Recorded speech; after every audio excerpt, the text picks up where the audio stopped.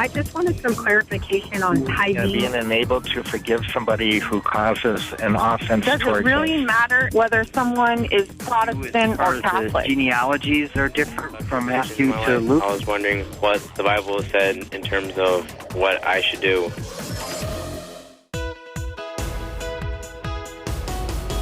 This is Pastor's Perspective.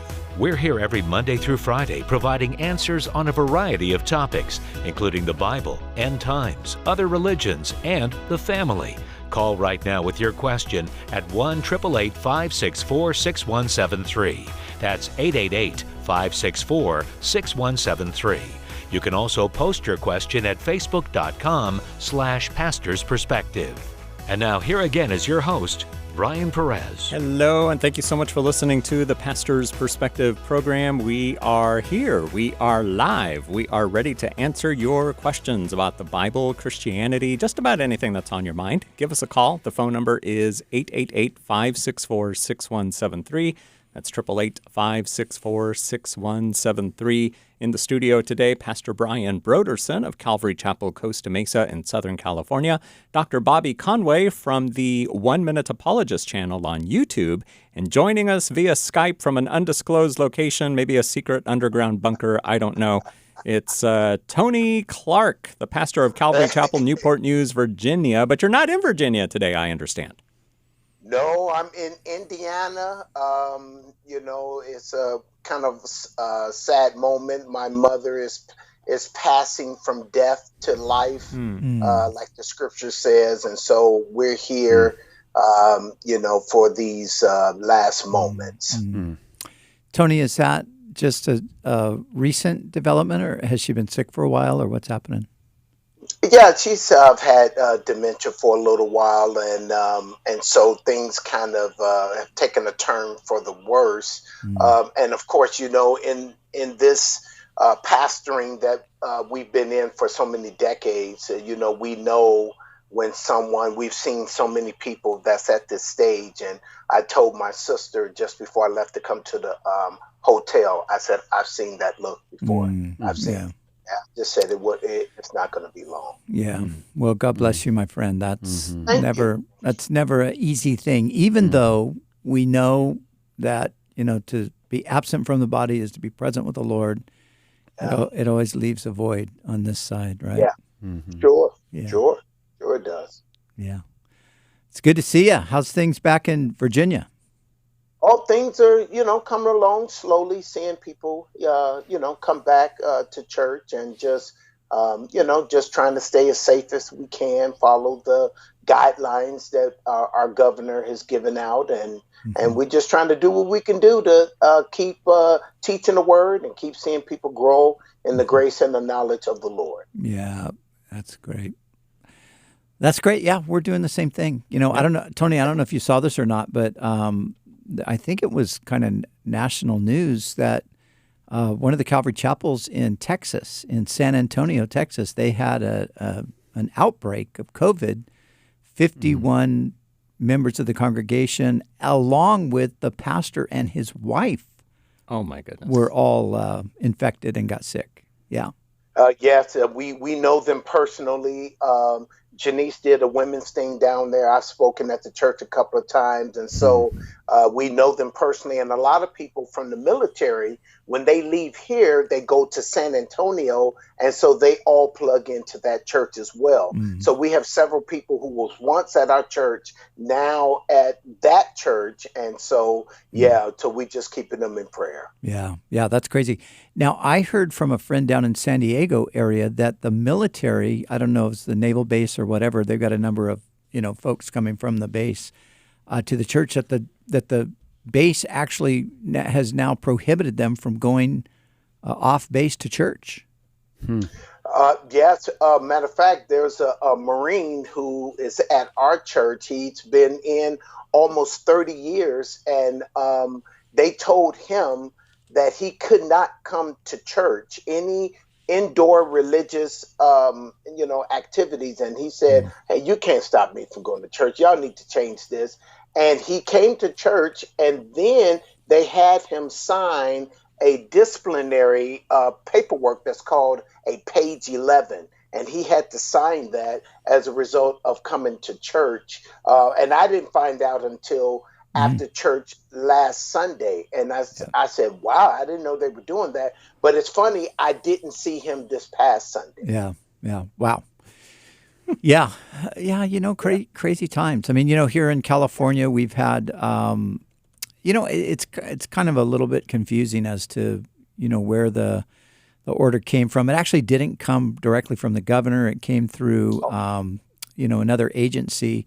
But it's about, singing, congregational singing in the churches. And so, we went ahead and complied with that. We sang, but we didn't sing congregationally in the confined spaces. Sure. And we had a beautiful time. We had a really nice worship time that despite the fact that we weren't belting out our praise songs, we were still having a great time with the Lord. But I'll tell you, man, it's caused so much of an uproar among people. I mean, honestly, you would have thought that I was encouraging people to take the mark of the beast by the response of some Christians. So, well, some people think this is, yeah, yeah, and it's one of those things, and I think I kind of think it's where that saying, like, where you sit is where you stand. So I think if you sit in the seat of the government's out to get us, this is a manifestation of persecution. They hate the church. They're doing everything they can to try to, kill the church. Then I understand why you think that this is something that we should revolt against. We cannot comply to this. This is Caesar telling us we can't worship the Lord. But if you sit in the place of saying, well, I don't necessarily think that that's what's happening. I think that people are trying to, at least to some extent, prevent the spread of the virus, prevent people from getting sick. Everybody says, oh, yeah, but they let people protest, and it's like, I'm not saying there's not hypocrisy. I'm not saying there's not a lot of confusing signals being sent, but I do think that still, in their way, they're trying to stop the spread. So to me, it's a matter of I don't want our people getting sick, And actually, we have a couple of staff members who have contracted COVID, and we don't want that to spread any further. So, to make a few little adjustments that aren't, I don't think they're in any way a violation of Scripture. I think it's just, what we do. And persecution will come, I'm sure, someday, and it's already come in various forms. But I just don't see that the government is right now got a mandate or an agenda to, personally try to destroy the church. I don't think that's happening. Some people do. I don't think that's happening. Well, the Bible said, let every man be convinced in his own mind. And so you have to be convinced and be led by how God is leading you at Costa Mesa. And so you convinced in your mind that you sing in your heart, making melody in your heart to the Lord, and somebody else want to belt it out. God bless. Amen. You got to answer to God. That's all to it. Yeah, that's a way to look at it. All right. So, what do you think, Bobby? It's just such a difficult statement. I think that people should support their pastors in this time. Mm-hmm. I really do. I think it's a lot for a pastor to wear on their shoulders and for people to just split churches and leave over this situation. Yeah. And as Tony said, each person has to determine in their heart, if it's me, if I was leading a church, I could see myself saying, you know what, I sing, but keep your mask on. Like, it doesn't make sense to me why, if you have your mask on, that you can't sing because, you got a mask on. Yeah. So, I know some people would look at Daniel and say, hey, Daniel kept praying when told not to pray. Yeah. But it was the fact that they were trying to show allegiance to Nebuchadnezzar, and that looks a lot differently than, there's a potentially life-threatening disease out there, and we're just trying to protect you. Yeah. So, I'm just one of those guys that obviously COVID is an issue. I don't know how big it is. I'm so confused by the messages, Brian, that we're getting on news today. Yeah. I feel like some people are downplaying it, some people are overplaying it, and I'm going, man, I just want to be wise.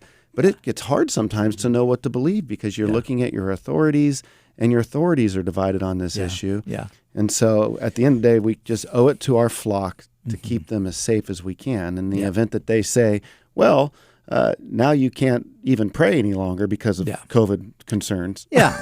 Well, I mean, to me, that's a completely different story. I mean, it's not like they said you can't go to church. It's not like that you can't pray, you can't preach. It's just like singing, is the thing that, I mean, it has been proven in numbers of cases that through singing, people have spread the virus. I mean, I remember in the very earliest days, the story of a choir up in Seattle. Nobody had any symptoms. They got together for choir practice. Everybody got COVID and 2 people died. So it's like, okay, well, there's there's some evidence there, and there's been plenty more since. Is that then, with wearing a mask too? Because I mean, then there's this dispute of how effective are these yeah, masks. and that's a huge debate, But one person I have a lot of confidence in is Francis Collins. Francis Collins is the head of the National Institutes of Health, and he's actually the boss of Dr. Tony Fauci. And I read a great article by him, an interview in the New Yorker this past week. And, he's a top-notch scientist. He's the genome guy. He's as smart as you get when it comes to science. And he's a believer. And his article was really encouraging. I mean, he says, hey, obviously this is real. Obviously the protocols are important. But on the positive side, he said this. He said he believes by the end of the year, we will have a vaccine. He said, we have 4 vaccines in process right now. That's unheard of. Usually one vaccine takes 5 years. He said, we've got 4 in process, and they might all 4 work, but one of them will work for sure. And so he was very optimistic. But he said, in the meantime, we still have to take the measures that we need to take in order to keep the spread, from occurring on high levels. So I trust him. I think, okay, here's a guy. And, in the article, he talked about he has a daily debriefing with Tony Fauci. Every single day they debrief about the status of things, where things are headed, what's going on. And I'm like, okay. That is a great voice. Authority. I feel comforted by hearing what Francis Collins has to say. So, all right, enough of this COVID stuff. Tony, I'm going to start this program with a question for you because I had a father come to me today, and he needs some help because his son has got into the Hebrew Israelite thing. And so he's kind of battling back and forth with his son. He doesn't know quite how to respond to some of the things. I don't know if there's any materials, anything that's been written on it. I know you're familiar with it. So Ken, I think Ken Brown's listening. I told him to listen today and we'd talk about it. So Tony, tell us about Hebrew Israelitism, and if you got any recommendations for Ken, any teaching you've done or anything that that would be helpful, then pass that on, would you? And I think we have Ken on the phone right now, too. Is Ken on the phone? Is that him? Is that the same one? Yes. Yeah, let's get him on the phone. I didn't know. I told him to call, but I didn't know if he would call. Hey, Ken. Hi, sir. Hi, pastors. Hey, Ken, you made it. All right. Okay. Great. Good to have you on the line. So here's Tony. I'm looking at him. He's on a screen right here in front of me. And I think you heard the question I just asked him. So, Tony? I have a couple other questions, too, if I can add them in real quick. But are they about the same thing? It's all about the same thing. Like I said, I believe that they are a cult. And my other question, they don't believe in the rapture or hell. They denounce Christianity. They emphasize on the law constantly, and Jesus is secondary, and they don't believe in the Trinity. And also they can get aggressive at times when you're trying to talk to them. Yeah, for one thing, you just said it. You just pretty much nailed the essence of what they believe, or actually what they deny. It's always what they deny. They believe that they are the original people of God, the original Hebrews. They pull from a lot of Deuteronomy. There's a guy in our church named Adam Coleman. He has a podcast where he deals with this. He's on a panel that goes around the country and do workshops and things on the Black Hebrew Israelites, as well as there's some similarities with the Black Muslims as well. It's just Black nationalism. Yes. The white man is the devil. Christianity is the white man's religion. So that means all the very dear teachings and doctrines that we hold to in Christianity, they deny. And so there's a lot of heavy emphasis on the law. And, one of the things that I love to point out is how in Romans 10:4 it says, Christ is the end of the law to everyone who believes. And, so these are types of scriptures that you come at them with, but they're very angry, very hostile, and very aggressive. And any type of bad mouthing that you would do to them just makes them more hostile. And any type of support you give to Christianity and to Christian doctrine, they will get even more hostile and more aggressive, and they will spit off a bunch of Old Testament verses and a bunch of verses dealing with the law and dietary laws, even though 1 Corinthians 8:8 says, food does not commend us to God, for if we eat, are we the better, and if we don't eat, are we the worse? It says food doesn't commend us to God.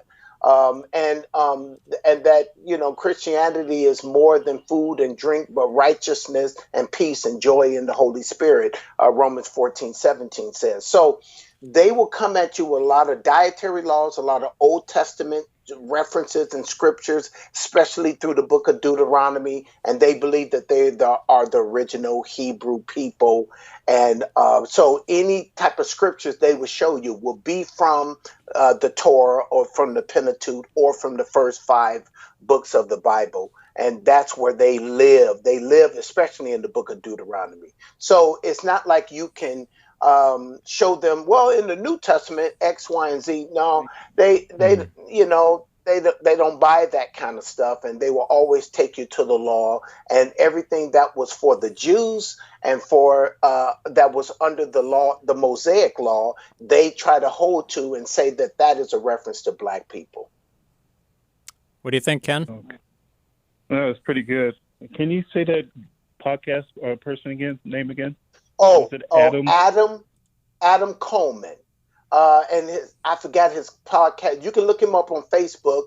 He attends our church, and he gives even more details on the Black Hebrew Israelites, because back when I was on staff with Pastor Brian at Calvary Vista, my big thing was Jehovah Witnesses, Mormons, Word Faith movement, even Black Muslims in kind of the early days.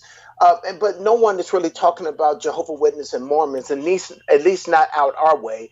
The Black Hebrew Israelites and the Black Muslims are huge. They're huge out our way. And I can see it wouldn't be too much of a big deal there when you have an area of Orange County, the OC, with 1% Blacks there. So it wouldn't be a huge thing. In LA, yes, as well as some parts of San Diego, yes, but not in the OC. Tony, how do the Hebrew Israelites and the Black Muslims get along? Are they in conflict with each other? They're not in conflict, but there's an understanding of each other, and they will try to definitely prove each other wrong. But the way that they will prove each other wrong, well, you got the Black Muslims that is from Elijah Muhammad and formed from Elijah Muhammad, and then you have the Black Hebrew Israelites. Now, just like Christianity, there's various denominations. There are various quote unquote denominations within the Hebrew Israelites that have slightly different teaching, but the main thing is the Old Testament law, and white people are basically the devil. Mm-hmm. Wow. Adam Coleman's podcast is called True ID. Yes. TRU That's it. -ID. You can find out more about him at freethinkingministries.com. Adam Coleman is his name. And Yes. Dr. Bobby Conway, you did an interview about the Hebrew Israelite movement on your YouTube channel. Well, I'm sure that Tony would know Vocab Malone as well. And Adam Coleman, tell him that I said hello. I love Adam, and I've had him on our program. We got some videos of his in the hopper. They're about to soon be released, but Give that guy a hug for me. I love Adam. Oh, I will. He's a great guy. He's a wonderful guy. He's got this great disposition. It seems as if he just stays in complete chill effect all the time. And you nailed it, because that's just how he is. Yeah, Just he's fantastic. Like But Vocab Malone is somebody that even Adam would look to as a great authority on the Hebrew Israelites. He goes out and just really confronts them on the streets and really deals with it. And I've had a couple videos with Vocab Malone on our 1 Minute Apologist station. One of the questions was, what does Barack Obama and the Hebrew Israelites have in common? And then the other one is, who are the Hebrew Israelites? So anybody interested could go to the 1 Minute Apologist channel and listen to Vocab Malone's response. Yeah, Ken, that would be a really good option too. And my conversation with Ken, are you still there? Yes, sir. Yeah. So anyway, you and I briefly talking today, you're just sort of wondering how do you navigate this with your son, and you mentioned kind of the hostile sort of attitudes, and it's not real easy to have a conversation about it. And the one thing I would throw in there is that there's just got to be a lot of prayer that goes into it as well. Yeah. Like Tony said too, I think there's all kinds of other things that are undergirding the view, and it's, anger, and it's, black nationalism, and any kind of nationalism, whatever color it is, it's never pretty. It's always angry and mean. Yeah. So that makes things hard. Yeah, I totally agree with that, Ken. And what Pastor Brian said, you have to talk to God about people before you talk to people about God. And you got to spend time in prayer, because God prepares the heart through prayer for you to talk to your son. And because immediately he's going to be hostile against you coming against what he's believing. But if you spend that proper time talking to God about your son before you talk to your son about God, it will make a huge difference. All right, Ken, thanks so much for calling us today here on the Pastor's Perspective program with Brian Broderson, Bobby Conway, and our guest, Tony Clark from Calvary Chapel, Newport News in Virginia. 888-564-6173 is our phone number. Let's go to Orange County. Melissa has a question about the Catholic Church. Hi, Melissa. Thanks for calling us today. Hi. Thank you for having me. Mm-hmm. I had a question. What's your perspective on the Catholic Church's doctrine that there is no salvation outside the Catholic Church? And I ask because I grew up Catholic and now I'm Protestant, but I find that my family thinks I'm going to hell because I'm no longer in the Catholic Church. So how do I kind of defend myself to them? Yeah. That's a great question, Melissa. And, the fact is the Catholic Church doesn't teach that. Although they did hold to that at one time, they no longer, I don't think they teach that. I don't think that's in any of their current doctrinal statements. They believe that there is salvation outside of the Catholic Church. They look at Protestants, and mainly, because it was the Protestant Reformation that took, the split there occurred with them. And they look at Protestants as what they call estranged brethren. So, we're still brothers, we're part of the family, but we're estranged because we're not under the authority of the Pope. So in a sense, they kind of, they allow for Protestants to be saved, but in the end, when us Protestants finally, get to heaven, we're going to realize that it was because we really still were connected to the Mother Church, even though we were in denial of it. And so, they got a way of getting around the hardcore position of, unless you're a Catholic, you're not going to be saved. I mean, Roman Catholicism teaches that Buddhists are going to be saved, and Hindus are going to be saved, and Muslims are going to be saved, and everybody's going to be saved. In the end, they're going to be saved by Jesus, but they won't necessarily know that in this lifetime. They will be devoted to their particular religion, and then when they get in, they'll realize, oh, it was Christ who opened the gates. So they have a visual of the gates of heaven were locked, and nobody could come in. Jesus came and he opened the gates to heaven. So we'll all get to heaven one day through whatever religious avenue we journey there. But when we get there, we find out, well, Jesus was the one who opened the gate. So if your family thinks that their church teaches that you're going to hell because you're not a Catholic, they are incorrect about their church's doctrine. So they might want to do a little bit of research. How often does the Catholic Church change their doctrine or position on certain things? Not too often, but over time, over years, Okay. things change over time. So you're talking, maybe 50 years ago, there was more of a rigid sort of an idea about that, but it's definitely not the case today. Interesting. Melissa, thanks for your phone call today on Pastor's Perspective. 888-564-6173. Let's go to Anne. Interesting question from Anne. Hello. Thanks for calling us today. Hello. Hi. How can we help you? I was wondering if it was okay to buy stock in marijuana. To buy stock in marijuana. Well, we don't give financial advice on this program, but I think this question goes a little bit deeper than that. Bobby, what do you tell Ann? That is a very interesting question, right? I mean, I guess there are different ways that we'd have to look at this. And so you're wanting to know if it's okay to buy stock in marijuana. Now, let's suppose that marijuana was seen to offer medicinal help for those who struggle with cancer, and by having a prescribed amount, it allows them to keep food down and therefore protect themselves from losing too much weight, and also maybe suppose that it would protect them from some of the pain. Suppose that it was medicinally prescribed, on a national level, and then it was used to help curtail maybe anxieties and stuff like that. So then if you were investing in a company that offered just simply medicinal marijuana used by doctors, that would be one question that would create some different things, because then you'd be thinking about, I'm investing in medicinal marijuana that could be used to kind of help somebody, that struggles from cancer, to keep their food down so they don't lose a bunch of weight. But then if it's a product of marijuana strand where people are just wanting to get high just to get high, then now you're investing in something that's promoting, something that is going to destroy the brain. It's going to be being smoked. It's going to cause problems to the lungs. And so I would say on that one, absolutely not. On the other one, well, it hasn't been nationally legalized yet.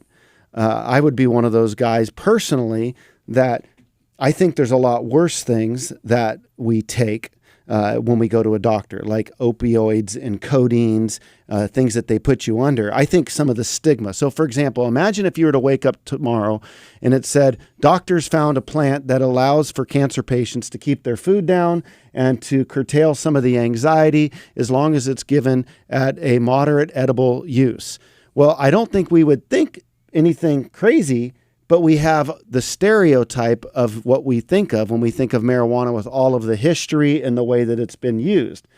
But isn't it funny that we use codeine and we have all these other things? So I think there's an inconsistency. So I would say I by no means am the guy that you would want to be asking for sure if you should go buy stock in marijuana. I think there's a lot of other things that you could look at as a Christian believer. But if indeed it ever got nationally legalized, and it was purely for helping cancer patients to not lose a bunch of weight, then I could see how somebody could be thinking of this as something good. I don't know. What would you say, Pastor Brian? It's a controversial question. Well, I would say if that scenario you described was a possibility, then you would have to think it through more thoroughly. But since that scenario is never going to be the reality, I think that it is, marijuana largely, the legalization of marijuana largely is not for medical purposes at all. Yeah. It is strictly for recreational purposes.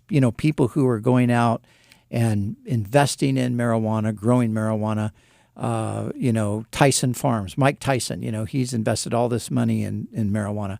I mean, this is for one reason. This is recreational, which is basically to get people high. So I don't think you're ever going to be able to separate those two things. I don't think there's a group over here that's got, hey, no, we're just using it for cancer patients, so give money to us here. I don't think that's going to happen. So that I would say I wouldn't. There's plenty of places you can invest your money that are really going to help people. Investing in marijuana is more of, it's going to help me make some money because lots of people want to buy marijuana. And that would certainly be wrong. Exactly. All right, we'll be back. Pastor's Perspective continues in just a moment. Stay with us.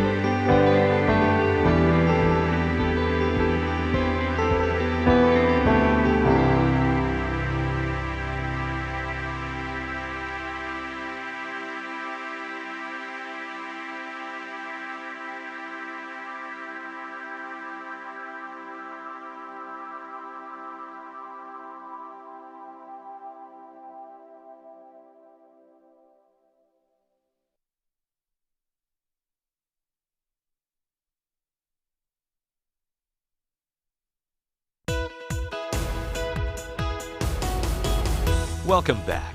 Pastor's Perspective continues with your question to 1-888-564-6173.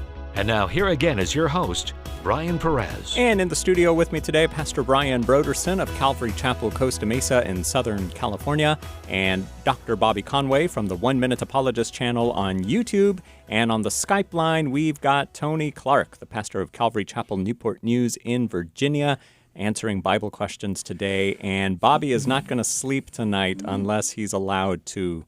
Yeah, during the break, Bobby came under deep conviction. And he is seriously wondering if he lost his salvation over the air right now because he doesn't want anybody getting the wrong impression that he has a pot company that you might want to invest in.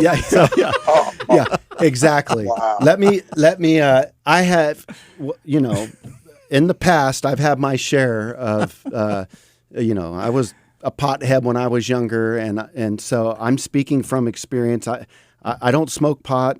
Marijuana's not my deal. I am just trying to think in this scenario. And I told Pastor Brian on the break, I said, suppose you were to say to me, Pastor Brian, I lost a mother to cancer. She could not keep food down, and that was what really killed her. She got so emaciated, and there was this particular company that you found out that tried to provide this medicinally for that reason. I don't think I would have a leg to stand on to say you can't do that given the opioids and the codeine and the heroin and all the other stuff that goes into drugs. That's the only situation there. Yep. As far as what you're saying, recreational, sitting around just smoking a fat bowl just to get high, bong hit, gravity bong, all that stuff. Come on now, let's not do that. Yes. All right. Well, if I can quickly just give my take on that.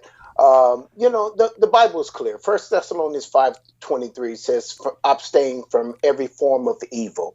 And then Romans 16:14 says, let not your good be evil spoken of. So the good that you want, that marijuana, that this person wanted to invest their money, that's good. but let it not be spoken of as evil because it's in that particular company of marijuana that you're investing in. That's just my little take on it.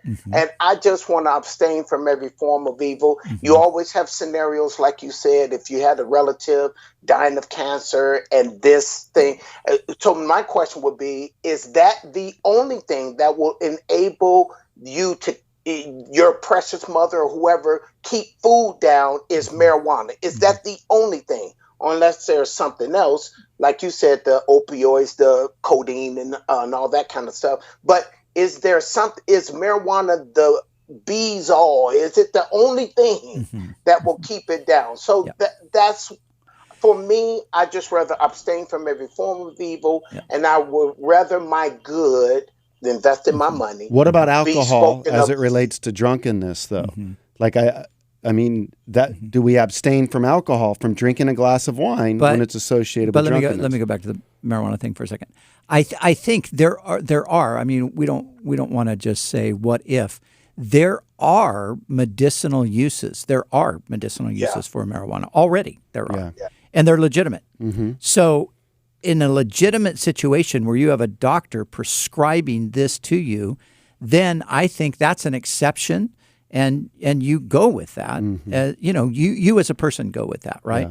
And like we're saying too, I think when you consider pain medications, Vicodin, and all of the different derivatives of the opiates, I mean, those are essentially heroin. I mean, that is what they are. So it would be hard to say, hey, you can take heroin, but you can't take marijuana. If we're talking about a doctor's prescription. Now, of course, we all know that doctors prescribe opiates. People get addicted to opiates through medical prescriptions, and that's a whole nightmare in and of itself, right? I mean, I've met and ministered to people over the years with those kinds of issues. So yeah, I think it really comes down to legitimate medical uses versus illegitimate recreational kind of stuff. Absolutely. And I think for the most part, the movement in the country to legalize pot and the movement in California to legalize pot is really about recreational pot. Absolutely. It's to be high.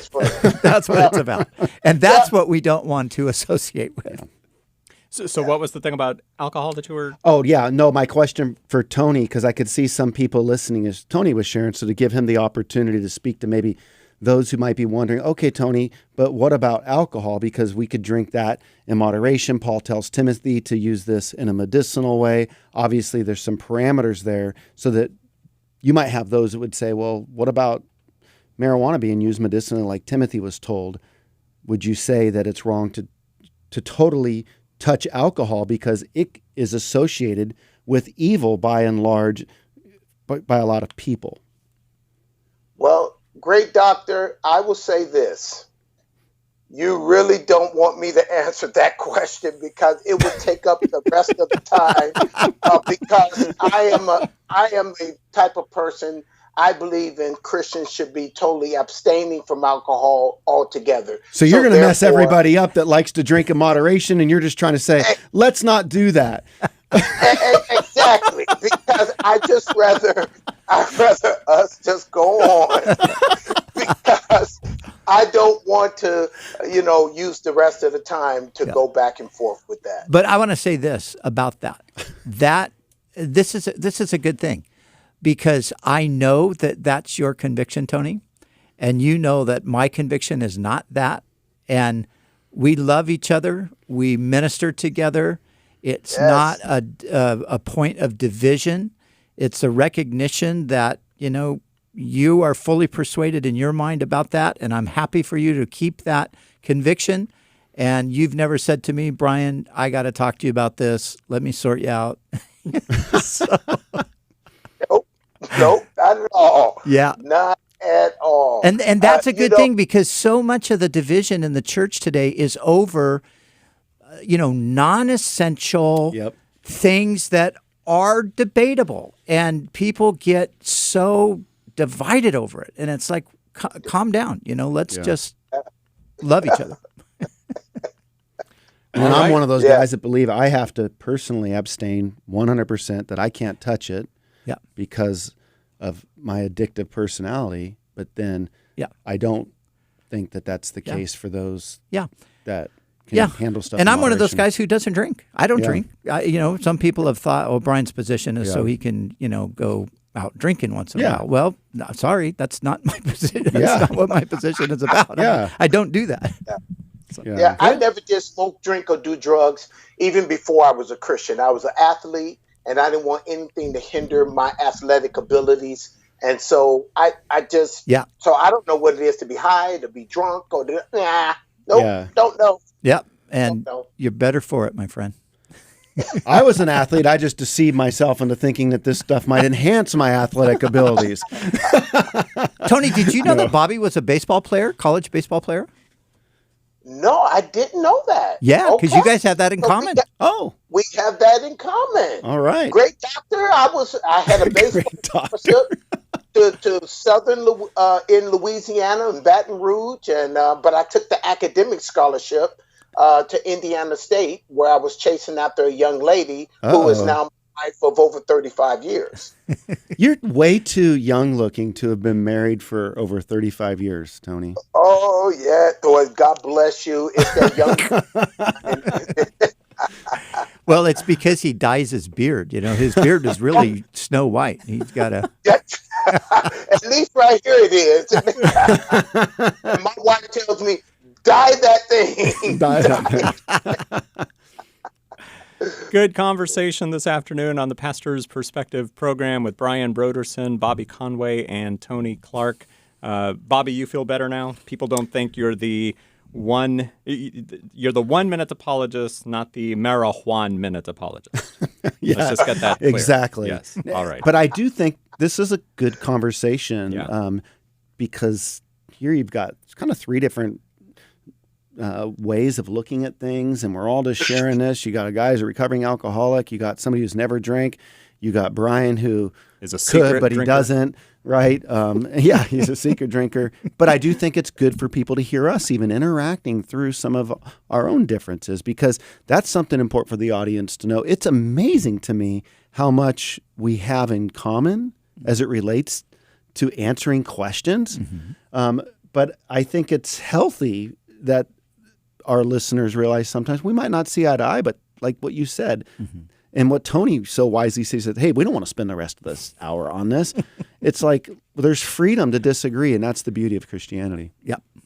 Very true. And Pastor Brian is not a secret drinker. Just clarifying that in case you just See, now tuned your in conscience and heard me is say all that. jacked up. You're thinking, oh, man. Yeah. I've got my own issues. My conscience is clear. 888-564-6173 is our telephone number, and we were talking about division right now and unity, and Arts sent in this question on Facebook regarding Luke chapter 12. What did Jesus mean when he said in verses 51 through 53 that he came to divide?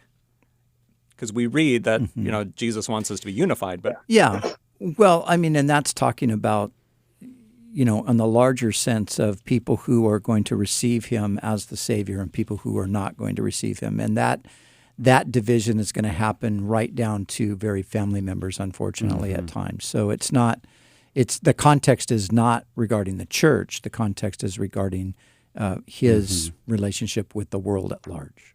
So, Arts, thank you for sending in that question on Facebook. Now let's go to Texas. Here is Carl. Welcome to the program, Carl. Yes, how you doing? Doing well. How can we help you? Yes, how you doing? Well, the guy from Calvary, I used to go to that church a couple of years ago. They had a great pastor, and the church in the church in San Antonio. No, the church in Norfolk, Virginia. Oh, I used to live in Virginia Beach.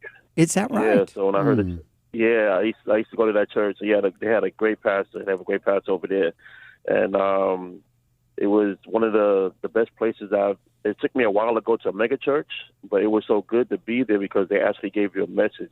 I used to be Catholic, and it was so, routine, and the message was like maybe 5-10 minutes long, and that was it.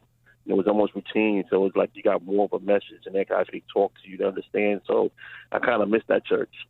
I miss Calvary. So it was nice. It was nice going there. I can tell you what, it wasn't our church. I can tell you that. Because I'm gonna give you more than about 10 minutes. You sure? You said it was That's what I'm saying. No, the Catholic Church gave me only 10 minutes. When I went to Yeah, Calvary, okay. I mean, Pastor was like, he gave you, he talked to you, and and he walked up and down the aisles, and you heard, and you felt everything he gave you, and you understood what he was talking to you about. And that's one thing I That loved must have about been that church. Calvary Revival in Norfolk. Calvary Revival, Courtney Macbeth. Yeah, it's Courtney Is Macbeth, that? right? Yeah, that's different from Calvary Chapel. Courtney Macbeth is not Oh, affiliated with Calvary Chapel. Different church. My bad. But it was good. Yeah, but it was still good, though. It was still good. Okay. My question is, I apologize. My question was, I was reading the Bible, and I'm still reading the Bible, and I was going through Deuteronomy, and I'm with the Kings right now, and I was looking at everything, and I was talking about, I was seeing how they were talking about how God doesn't want any graven images, and how people were making stuff on top of the mountains and stuff like that. And it doesn't say just of any other gods or anything like that, but of any one, period. Right? And so I was wondering, what is your perspective? What do y'all feel about the statues that we have, like Mount Rushmore and different mountains of just blatant there out there, up in the mountains there? How do y'all feel about that? And what does that pertain to now, the days of now, compared to the days of then, when he didn't want anything like that? Mm-hmm. All right, Brian. Yeah, well, the command, if you look in the Ten Commandments, say in Exodus chapter 20, it's the first place where you have the Ten Commandments, and then Deuteronomy, is it 4 or is it? I think it's Deuteronomy 4 where the Ten Commandments are repeated again. The command is specifically about making an image that would represent God, that you would bow down to it, and that you would worship it. So that is what is prohibited. So that doesn't have anything to do with, any other kind of art, like a portrait, a painting, any kind of sculpture. It doesn't have anything to do with that. It's basically an image that becomes a substitute for God that you pay homage to. That's what is being forbidden. So that doesn't really apply to Mount Rushmore. It doesn't apply to, the statues that Michelangelo made. Unless somebody worshiped them. If now somebody bowed down before them and somehow thought that they were connecting with God through that would be a problem. But that's usually not happening. Similar question here from Bill in Virginia. What do you think? Hey. Yeah, what's your question, Y'all Bill? there? Hey, Bill. Hey, my question is for Tony. I've been trying to get to his church for a long time. My relatives live just down the street at the river, and Okay. Yeah. Yeah, I know what you're talking about. Yeah. What is your perspective and your thoughts about these people going crazy in Richmond and tearing down all the Confederate statues? All right. Tony, what do you think? Yeah, once again, Pastor Brian was answering the question, biblically from Exodus 20 as well as Deuteronomy chapter 5 with the Ten Commandments. The purpose, God said, don't make any graven image or anything, any likeness of things in heaven above, on the earth, and under the earth. And then the next phrase, for the purpose of bowing down and worshiping it. So that is the key to understanding that particular commandment that God gave. Are we making images for the purpose of us worshiping or trying to connect with God, with a physical image of an invisible God? If we're trying to connect to God through that avenue, then we are in violation of that particular commandment. So these other, like Pastor Brian said, the other portraits of Michelangelo and all these other portraits, that's not in violation of the commandment unless they are bowing down to these things and trying to connect with God. I can't see how, but people do it, trying to connect with God through these ways. So folks tearing down statues, my son put it this way. He said, what if someone comes into your home and steal your kids and take them away and do horrible things to your kid? Then they finally catch that guy who did those horrible things, and they put up a statue in honor of that particular person. You wouldn't like that. He said that is how some, not all, some black people look at some of the Confederate statues that are up. They wanted to enhance and keep slavery going in our country, and we have erected statues up to them. No different than if somebody took your kids and did horrible things to them, and then they erect a statue up to them. But that is totally different from the violation of the making a graven image in the Bible. Two different things, two separate things. All right, Bill, thanks for your question from Virginia today on Pastor's Perspective. Let's go to Alex in Menifee now. Hi, Alex. How can we help you? Hey, I was calling in because I recently read Leviticus chapter 20, and I had a question about it because I was looking at it, and while I can't quote it from my memory because I'm not very good at the Bible, but it's all about God giving these commands, which is it's nothing new in the Bible, but however, it said if you do this, then you should be stoned. If psychics should be killed and execute these things. But I was reading that, and while the rest of the Bible preached love and forgiveness and peaceful, all that good stuff, that didn't seem to do that, and it seemed very ungodlike. And I was wondering if you could help me out or explain those verses. All right, Bobby. When you said that the rest of the Bible teaches love and all those other things, that's not quite the case. If you look at the Old Testament, I mean, it's very clear that there's the prophet books, there's judgment that is coming. God, I mean, think about, you want to talk about what might not seem to sit well would be the flood story. I mean, everybody's wiped out except 8 people. Think about the Tower of Babel, if you want another one. Think about Sodom and Gomorrah for another example. And then not only as it relates to that, you think about the Ninevites. Jonah goes to Nineveh and that people repent, but then later on with the book of Nahum, several decades later, they fall back into their ways and Nineveh gets destroyed. So this is what happens to the surrounding nations, but then as it relates to God's people, we have the first captivity that we hear about in 722 BC, where God's people go into captivity to the Assyrians, and then in 586, they go into captivity with Nebuchadnezzar. So there's judgment there. We come to the New Testament, we think about Ananias and Sapphira dropping dead for lying to the Holy Spirit. We think about the seals, the bowls, and the trumpet judgments in the book of Revelation that are to come in the eschaton.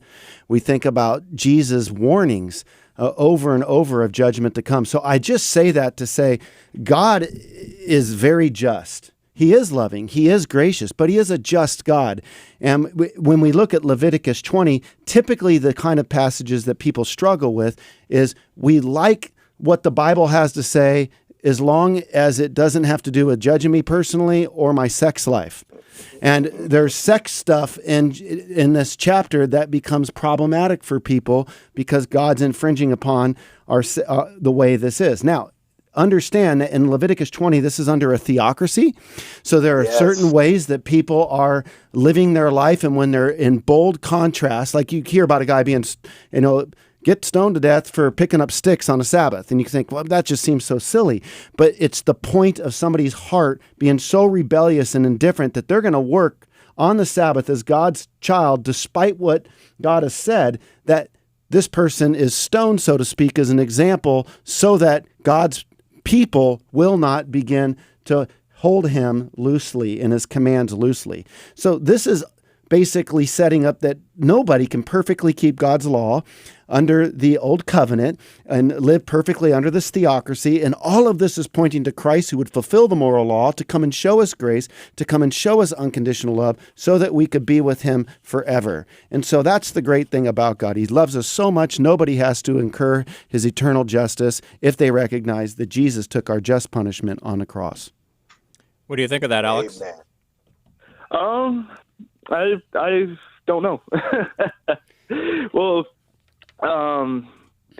I was like I was thinking about how the New Testament, there's many things that does say that, it gets kind of, I don't know, I can't find the word for it, but the Old Testament seems to have a whole lot of kill this person, you'll die if you do this. But that was one of the first verses in the New Testament where I saw, that you should stone a person if they're doing this or another thing. Like, I have no problem with it, saying don't do these certain sex acts or whatever, but, and then it starts saying kill these people, and but like Bobby said, you got to remember, when he said this is a theocracy, that means this is a government that is ruled by God. God sets up the government. So these are not commands for the average person to go out and say, hey, you see this guy doing this, go over and kill him. Right. These are laws. This is like, whatever, wherever you're living. Menifee. In Menifee, Alex, there are laws here in the state of California. You can look them up. There's a whole book full of all kinds of laws that tell you what to do and what not to do. And to some extent, they're going to tell you what's going to happen to you if you do them. That's what you're reading in Leviticus. You're reading the laws of a nation.